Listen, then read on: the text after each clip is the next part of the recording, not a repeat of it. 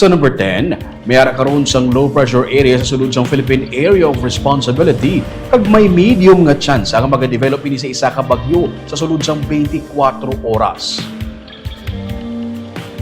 May naporma nga low pressure area sa sulod sang PAR das dos ka inasang kagahon. May medium ini nga chance ang magdevelop sa isa ka bagyo sa sulod sang 24 oras kag kun mangin isa ka bagyo sa sulod sang PAR tawgon ini nga pilandok.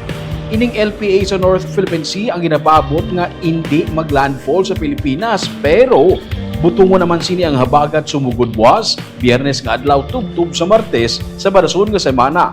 Kag bangod sini, mas mangin mabaskog ang habagat gani palaabuton ang maulanon nga panahon sa western nga portion sang Visayas. Nagapanda ang pag-asa sa posible mabunok kag malawig nga pag-ulan. Sa subong, ang habagat ang parayan nga nagadala sang ulan sa western section sang Luzon kag Visayas gani mataas ang tsansa sa pag-ulan sa sini nga mga lugar.